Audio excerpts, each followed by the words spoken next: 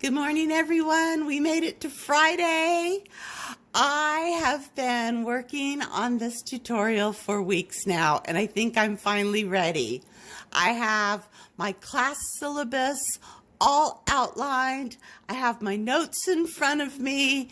I have my materials and my equipment and my supplies ready to go. So let me teach you what I know about enamels. Okay, so before we get into our enamels, we have to spend a few minutes talking about safety, because safety first, right, you guys? The one thing to keep in mind when you're using this material is that it is a glass dust, and you don't want to breathe it in. So we're going to take some precautions to help keep ourselves safe. And I'm going to go over those precautions right now. The first one, of course, is to have good ventilation. And I'm not going to get into ventilation because there's a lot of people out there who are smarter than me about it. But I do want to tell you, you need a good ventilation with some high CFMs, good air exchange, all the good stuff that all the ventilation experts talk about. I don't think you need anything extra to work with enamels, but you do want a good system. So the system you have in place for your regular Lampwork glass should work fine with the enamels. I think one of the things you want to keep in mind is that the dust from the enamels can stay suspended in the air even after you're done working. So I always leave my vent hood on for like an hour or so, even after I'm done, to kind of filter that dust out of the air. The second thing that you are going to need for working with enamels is a dust mask. And this is the famous N95 dust mask that we've all learned so much about these past couple months. Now, this dust mask is approved by a U.S. organization called NIOSH, National Institute of Occupational Safety and Health. I always get masks that are approved by NIOSH because there are a lot of knockoffs right now out in the world, and the ones that aren't approved or certified, you can't be sure that they actually filter the particulate out of the air. So I always buy things that I know are approved either by NIOSH or OSHA. I'm not sure if the FDA approves industrial equipment, but keep your eyes open for the NIOSH certified N95s. Now, I know these are really hard to get right now. Everything on Amazon is being saved for the frontline workers, which is good. So if you can't get this kind of dust mask, you can always go with a respirator. These are the respirators that you see on those home improvement shows all the time, where the contractor husband buys a house and his interior design wife fixes it up. So this is what's known as a half face mask respirator, and it's got the filters here in the side. This is also approved by NIOSH and OSHA, and it's got the CE mark for the international folks. This is something that is used by the guys who do drywall to help them with the drywall dust. Painters use them for the paint fumes and vapors. The concrete guys use them for all the concrete dust that they have to deal with. Carpenters use them for sawdust. And to be quite honest, I actually prefer the respirator to the mask. And the reason is, this mask, if you don't get it fit on your nose just right, you'll have little gaps in here between your nose and the mask. And any place where you have a little gap, that's the place where dust can go in. Now, this respirator has a silicone seal that goes over your nose and your chin and your mouth. And when you get it fitted right on your head, Ain't no way dust is getting in. It's like a scuba face mask, I guess. It's really on good. And I know as an artist, when I sit down, I just want to be comfortable. I don't want to be thinking about other things, like whether or not my mask is filtering air particulate. I just want to sit down and do art and get to work. And so the respirator, actually, I don't know how to describe it. It kind of makes me feel a little more confident as an artist. I strap this baby on and I don't have to worry about anything. So these right now are available on Amazon. I got this one called Enamels. That's the name of the company. So these you can get right away. Whereas the N95s, I don't know when us artists might be able to get them. Maybe Home Depot or Lowe's is selling them now. I'm not sure. Anyways, those are two alternatives for masks. Okay, moving on to the next safety device, best safety device ever for enamels, and that is the wet paper towel. I made a cake once from scratch and it said sift the dry ingredients. And when you sift dry ingredients, you get powder over everything. And I swear, I spent weeks just cleaning flour off my kitchen stuff. So I don't want to do that with these enamels. So I get wet paper towels and I pretty much put it all over my work surface here to kind of just help keep the dust down. I'm going to also show you when we're doing some of the application how you can keep the dust down by working close to your paper towels. I also have this spray bottle of water because, you know, hot torch, ventilation, fans, air, the paper towels dry out. And so in between each bead, I kind of give them a little squirt of water and keep the paper towels moist. Other than that, you guys, the common sense stuff, no eating or drinking around your enamel work area. Wash your hands when you're done working with enamels because you don't want to breathe this in and you don't want to ingest it. So wash your hands and then wipe down your area when you're done and wipe down the tools that you were using.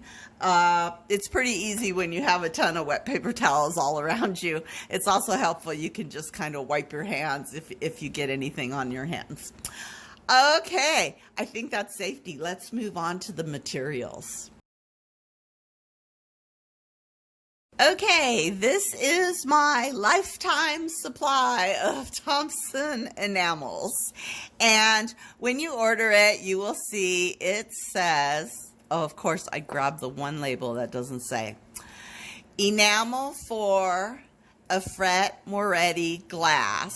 And it comes in the series 9000. Now, this is the glass we want to use for our beads because it is compatible with a Fetre, also known as Moretti, which is the COE 104, the coefficient of expansion.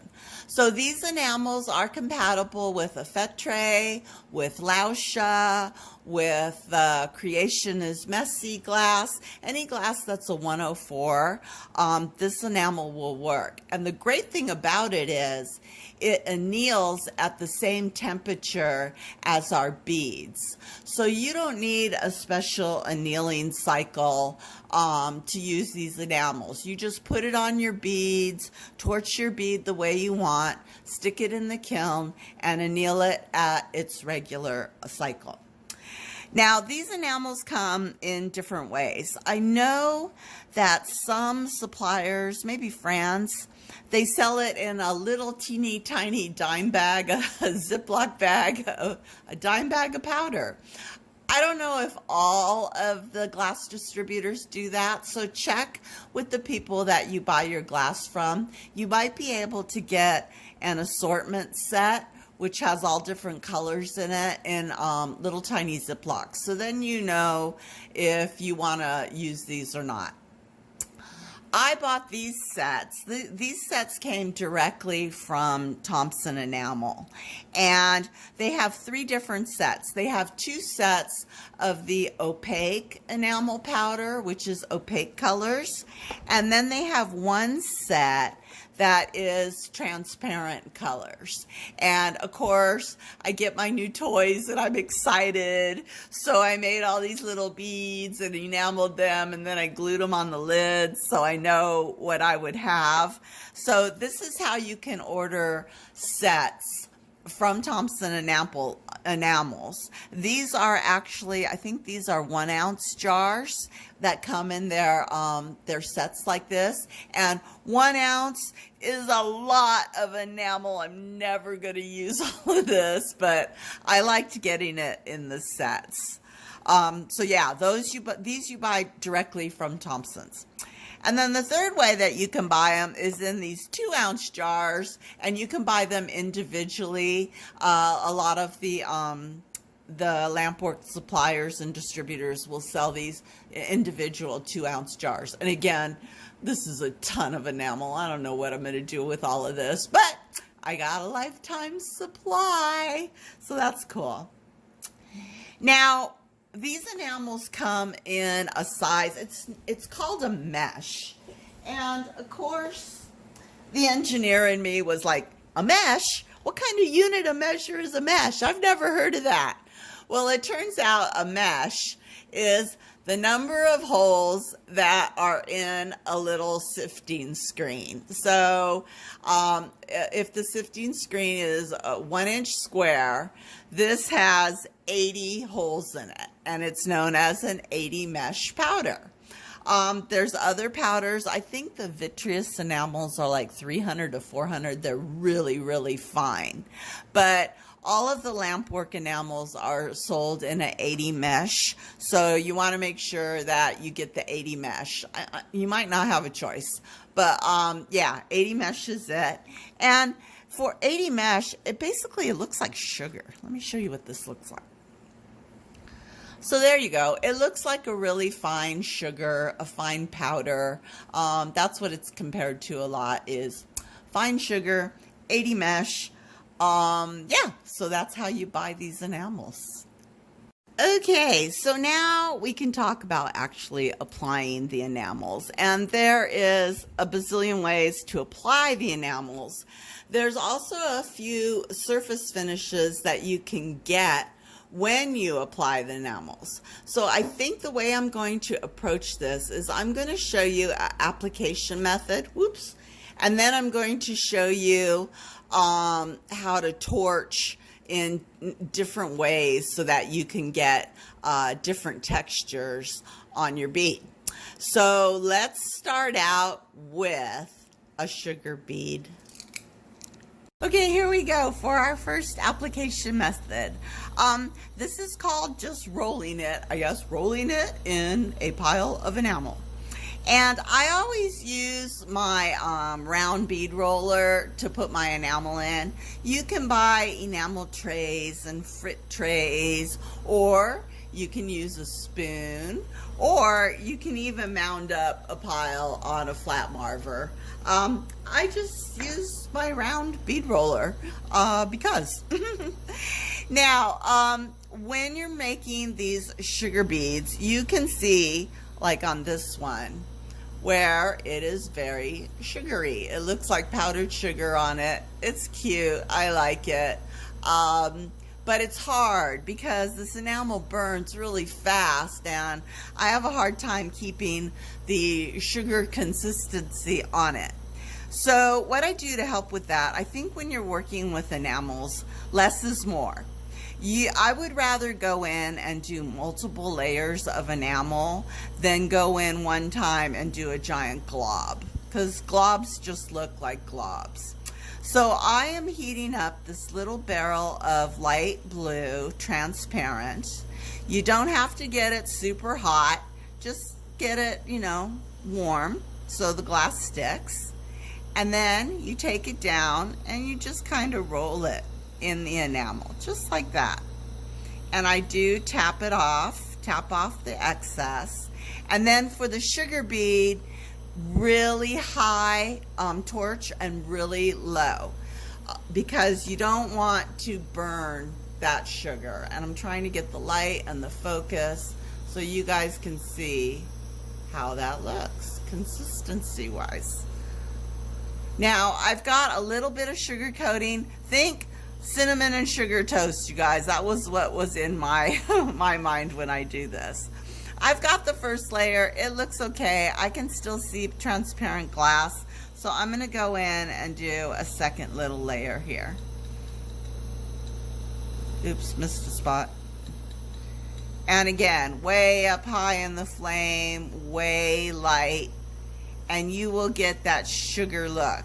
Now, I know some people who use frit for these sugar beads, and I think that's fine. And the enamels are fine too if you can find that sweet spot in the flame that gives you that nice sugary look to it. Let me see what I can do here. Okay, there we go. That looks a little better. And you can see the powdered sugar look. So that is the first application of using a big pile of enamel and rolling it in the pile in order to get this coating. Okay, I think one of the most popular ways of putting enamel onto a bead is with this little gizmo called a sifter. It comes in all different kinds of sizes, and I just got the little one because I make little beads, so little beads deserve a little sifter. Now you can see on this sifter it's got this metal coil handle. And the way you want to use this sifter is, it's tempting to go like this, you know, to sift, to shake it to get the enamel on. But actually you don't want to shake. You want to do more of a vibrate. And so the way you do that is you just run your nail over this coil little handle, and that'll vibrate the sifter enough that you can get a more even layer, a more cohesive layer of enamel on your bead. So that's why it has this little coil handle. Okay, I'm going to go in and I'm going to dip and just get a little bit, try to get kind of the excess, shake it off a little bit in the can. And then I'm going to heat up my bead, not hot. And then this is the part where I've always got that dust control in my mind. I'm going to take my bead and I put it down kind of close to my paper towel, and that keeps the dust from flying up in my face. And I just sift the enamel onto the bead. Now, this second texture that I want to show you is called an orange peel, and it's basically, it looks like an orange peel when you torch it. So it's still got some bumpy on it, it's still got some texture, and you know, you guys, I love texture. And let's see if you can see that. Let me come back and refocus. Okay, there we go. So you can see that bumpy texture that we got. And depending on how much you fire it and how many layers you put on, I'm going to put on another layer. Let's see if we can get this even more orange peely than before. Just kind of stroking that little coil on the handle, and then let's go and fire it up. And you can see when it fires up how that orange peel surface starts to come out. Some parts are smooth, some parts are bumpy. Let's see, there you go. You can see it there. And that, folks, is the orange peel texture. And now the last texture I want to show you, I think I'm just going to show it on this bead. Let me put this guy in the kiln.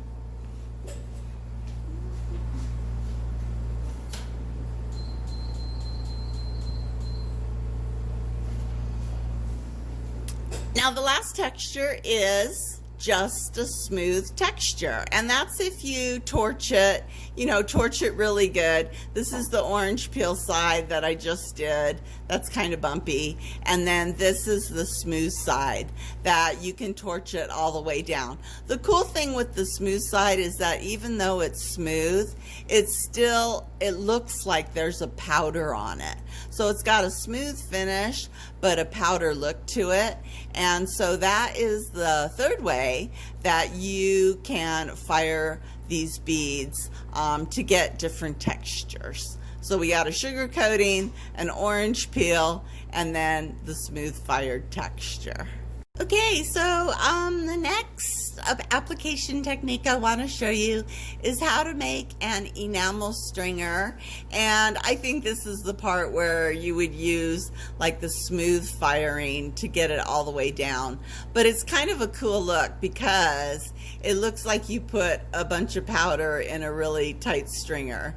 And that is kind of neat. You could do a lot of stuff with this. So let me fire up my torch here without setting my camera on fire. There we go. And what I have is I have that light blue transparent rod that I had before. I'm just going to go ahead and get a little gather on it. Let's see if I can get all this in one shot. Here we go. And I've got, this is transparent turquoise enamel. I think for my enamel stringers, for some reason I like using the transparents. They're just kind of see-through and pretty. And I'm going to be doing some beads in the future where we're going to be using these enamels, both the opaques and the transparents. I think on my wave bead I used enamels for the first time, and they're fun. They just give you another element, design element to put on your bead. Okay, I have a gather of my light blue, and I am just going to stick it in the enamel and kind of roll it around a bit and then tap it off. I will say that these enamel powders, they come in a plastic container, so when you stick, if you're going to stick your molten glass, don't touch the sides or else you'll have smelly glass. And I smushed down my little gather here, so let me be a geek and pull it out a bit. There we go. Now, one thing about these enamels, again, you want to kind of work them in a cool flame, not a super raging hot flame, because there is a chance that you could burn them off if you get them too hot, and we don't want to do that. So I'm going to heat this little enamel guy up, and then I'm just going to pull it like a regular stringer. And that is our enamel stringer. I'm going to pull it a little fat because I'm going to put it on a bead, and I want you guys to see that powdery look that you get. So let me flame cut this off. Let it cool down and get a bead ready, and I'll show you what I mean. Okay, I just made a little white bead here, a little barrel bead. Let me grab that stringer. I hope it's cool. Yeah, it is. And I'm just going to do some little zigzaggies. Again, working high in the flame so I don't torch all that enamel off. And let's just do some zigzaggies, lay it down like so. Whee! I can already see like some powdery look to it in the flame. All right, let me torch it down a bit. I'm going to turn this up just a smudge. Just a smudge, and torch it down.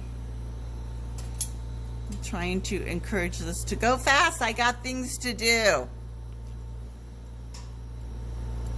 There we go. There we go. So you can see in here that powdery look you get when you are using these enamel stringers. And I still love the transparents. They're so pretty. So that is an enamel stringer. They're very handy. I plan to use a lot of them in the future. And let's move on to the next one. Okay, another way that you can apply these enamels is for different textures. And now you guys can all run out to Home Depot and start looking for stuff to make textures with. I'm going to start out by just kind of sifting some enamel onto my flat marber. Just like that. This is yellow, goldenrod it's called. And then what I have, this is my dog's comb, and he was very nice to let me borrow it for today's demonstration. I am just going to comb some lines through the enamel, just like that. And then we're going to roll a bead in it. So I'm trying to get the lines where they're thin. And when I roll my bead, I don't want to like swoosh it down too much because then all the lines swoosh together. So let me make a bead and we'll be right back.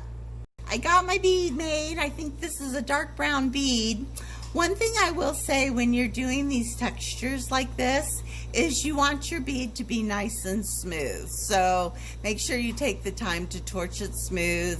No holes, no creases, no little dents, anything like that. A nice smooth body. And then I'm just going to heat it up a bit, and I am going to lightly roll it in that enamel. And there you go. Now we've got some lines in our bead, and it's just a fun little way to texture stuff. Let me see if I can get a close-up. There we go. That's the close-up of our little textured bead. This one takes some practice. It took me a while, but it's cute. Okay, in addition to using a comb or something to rake a texture onto a flat marber, you can also find metal things that have textures on them. And this is my husband's rasp that I stole out of his toolbox. It's got these really cool bumpies on them. So I am going to take some of that same goldenrod because it's here, and I'm just going to sprinkle it over a little length of the rasp, just like that. I've got my brown little bead here all warmed up and smoothed out and ready to go. And again, it is just a gentle roll through the enamel. And it didn't come out because my bead's not soft enough. Let's try this again. That enamel goes in the little cracks, and so now you need a little more of a push to get it on your bead. Okay, now let's try it. There we go. I kind of like this design. I think it's cool. It's kind of like a honeycomb kind of thing. Let me torch it a bit and show you what I got. And there we go. That's the honeycomb design that you can get from putting enamels on a rasp or maybe a metal grater or even like a metal screw. You could try that. So everyone run out to Home Depot and start looking through all of their equipment and what they have, because it's a lot of fun. So now let's move on to stencils. I of course bought stencils that are super huge. I don't know how I ended up with these, but stencils come in all shapes and sizes. You guys can shop Amazon for the stencils that you are looking for, the designs. I got some stars here that we're going to use, so I'm going to show you how you can stencil your beads. Okay, let me show you how we use the stencil. I have my flat marber, and I have my stencil on it that I'm kind of pushing down so it gets really flat. Oh, that was good. And I have my enamel here in my sifter, and I'm just going to gently sift over a star.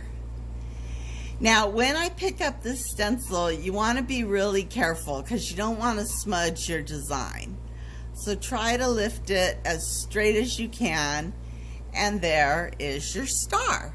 So let me make a bead and show you how to apply this. Hopefully it'll come out. Okay, I got a nice white bead here, a nice even barrel. Let's put it down and roll it through that star and hope for the best. I'm going to heat it up pretty good. And then down it goes and roll through it. And ta-da! It picked up my star perfect. Let me torch this a bit. It's also like kind of uneven. Let me even out my bead because I squished it because I was nervous. Oh, but that's pretty. That is a pretty little star, you guys. Oh, there we go. Cool. So that is stenciling. So I'm going to have a little segue here on just clean up. You can see where I got some powder on my paper towel, and I just have a stack of paper towels sitting next to me. I cover it up. I grab my water bottle. I spray it down on the powder, and that's just a little side note for keeping things dust free. There you go. Okay. The name of this next segment is Things That Stick Out and Things That Stick In. Just like we made that stringer out of enamel, I'm going to take a clear stringer and I'm just going to make a design on this light blue bead. And it's just a stringer design that sticks out. And maybe put some dots on it in between each of the loop-de-loops there. And I went ahead and I sifted some enamel onto my marver. And now I've got this bead that has clear dots sticking out. So what I'm going to do is I'm going to heat up that bead and heat up that clear stringer. And then I am going to roll it in my enamel, and all the parts that stick out are going to get enamel on them, hopefully. My handle's in the way. And all the parts that don't stick out have no enamel on them. And there you go. You can see the design there. The little dots have enamel on them. And if you have to run it through a couple of times, that's okay. I missed some spots here. So let's just run it through again. There we go. They're covered up now. Let's get this little dot over here. He's covered up now. And there you go. Another method for applying enamels. Okay, that last little bead was about a stringer that sticks out. And now what I'm going to do is I'm going to make holes that stick in. So I've got my little ball stylus here. I'm just going to go in and make some indentations in my bead, a little design. We'll see how this comes out. But with enamels, you can always think about where you want the powder, but also where you don't want the powder. And sometimes we don't want powder. So I have some little holes in this bead that are indented in. I'm going to heat the bead up. And then I'm going to roll it through the powder. And you can see that the powder stays away from the holes.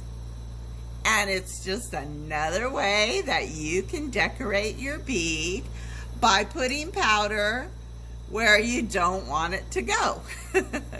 And I didn't get the edges very well. That's due to bead shape, not to hole shape. So, I think I got them all. You guys, let me put this in the kiln and I'll have some final words for you.